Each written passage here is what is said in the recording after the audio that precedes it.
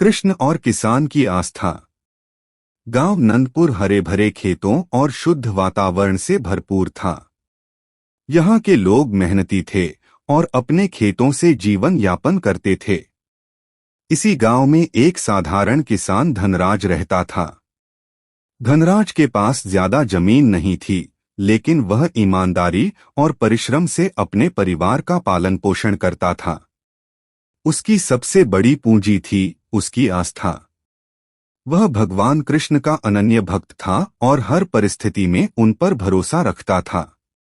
कठिन समय की शुरुआत। एक वर्ष वर्षा बहुत कम हुई। खेतों को पानी नहीं मिला, जिससे फसलें सूख गईं। किसान धनराज बहुत चिंतित था। उसके पास अगले वर्ष की खेती के लिए न तो बीज थे, न ही पैसे। उसका परिवार भुखमरी की कगार पर आ गया। गांव के अन्य किसान भी परेशानी में थे, लेकिन कुछ ने उधार लेकर काम चला लिया और कुछ ने अपनी जमीन बेच दी। धनराज के पास उधार लेने का भी कोई साधन नहीं था। उसने हर दरवाजा खटखटाया, लेकिन कोई मदद के लिए तैयार नहीं था। उसकी पत्नी सरला और बेटे गोपाल को देखकर उसका हृदय दुखी हो जाता। फिर भी उसने अपना विश्वास नहीं खोया। वह प्रतिदिन भगवान कृष्ण की पूजा करता और उनसे सहायता की प्रार्थना करता। कृष्ण का वचन। एक दिन धनराज थक हार कर गांव के बाहर पीपल के पेड़ के नीचे बैठा था। उसकी आंखों में आंसू थे। तभी वहां एक अजनबी साधु आया। उसकी आंखों में अद्भुत तेज था। उसने धनराज से पूछा, वत्स, तुम इतने उदास क्यों हो? धनराज ने अपनी व्यथा साधु को सुनाई। साधु ने मुस्कुराते हुए कहा, यदि तुम्हारी आस्था इतनी दृढ़ है तो भगवान कृष्ण अवश्य तुम्हारी सहायता करेंगे।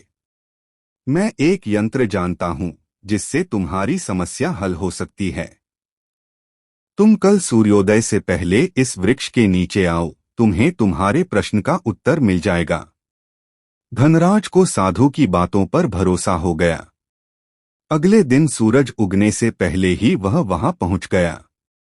उसने देखा कि वही साधु वहां खड़ा है। साधु ने उसे एक छोटी सी पोटली दी और कहा, यह बीज भगवान कृष्ण ने तुम्हारे लिए भेजे हैं।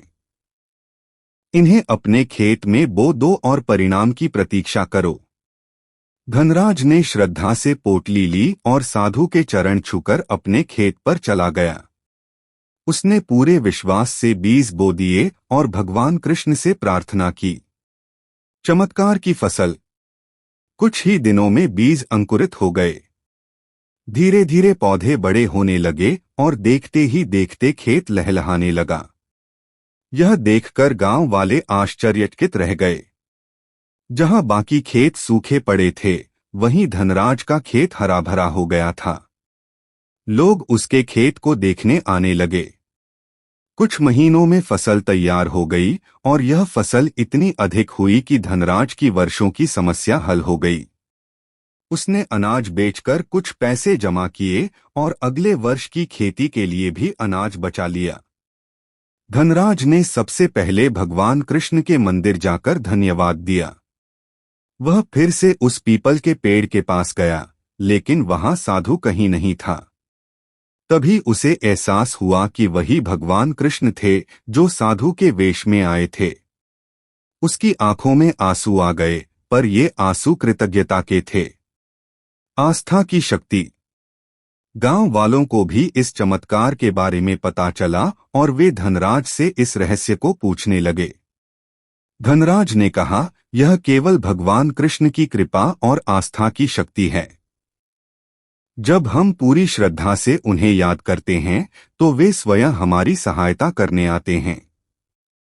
धनराज की यह बात सुनकर गांव के लोगों में भी श्रद्धा जागी। वे भी भगवान कृष्ण की भक्ति करने लगे।